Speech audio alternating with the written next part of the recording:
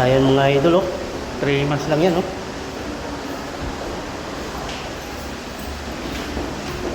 Grabe. 3 months lang talaga, oh. Hindi mo talaga pwedeng palampasin ng 3 months to. Pag ganito kalumi.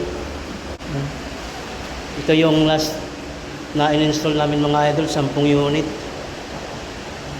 3 months ngayon, kaya preventive maintenance naman yung gagawin namin.